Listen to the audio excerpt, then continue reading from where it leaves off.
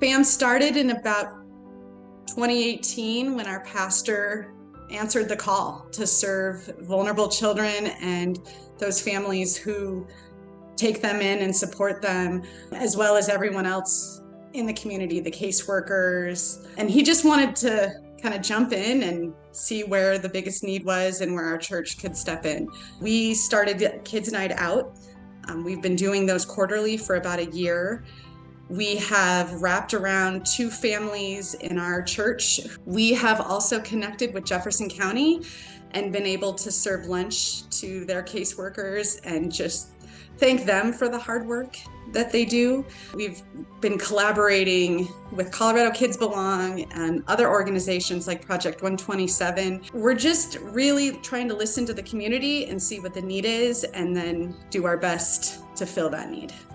And I think collaboration's a key component there as well, because we recognize that we can't do everything, and likewise other churches can't do everything. But if we can collaborate with churches in our area and we each church do according to what we're called and able to do, we can be an even more impactful presence in the community for kids in foster care and the parents that are taking care of them.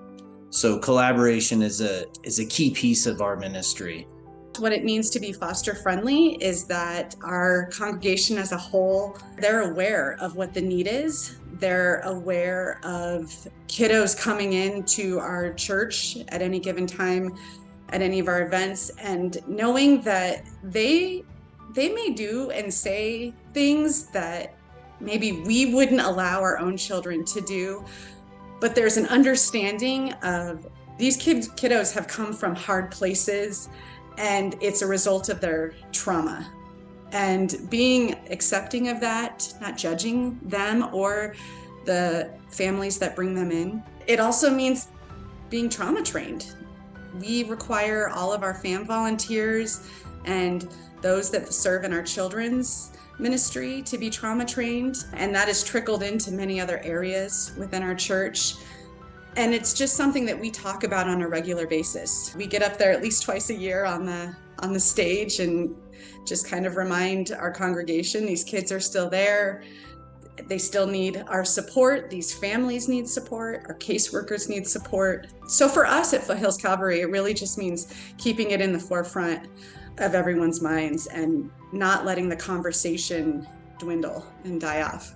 How we approach kids that come into our church is consistent, whether they're in kids' church or the sanctuary, or if they go engage the hospitality folks or building maintenance. Everybody is, like Falon said, aware that we could have kids from hard places and it's not their fault. So it's important that if we are a foster-friendly faith community, we also include other churches in our community in that vision. We're not all called to be foster parents, but we can all help out, whether it's giving rides, being a sounding board, taking that 10 p.m. phone call just to listen to someone talk through some issues that they're having. We want to support the caseworkers and the judges and the families, and then what about the birth families? And we can't do it all.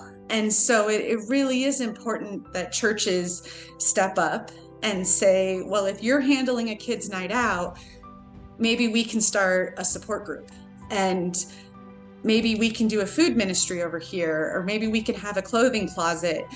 There's just so many areas, and we can all work together and support them. And then going back to the collaboration piece, the problem is so widespread and pervasive that no one church can do everything. So if we could collaborate and work together, we can meet that need much better, much more holistically.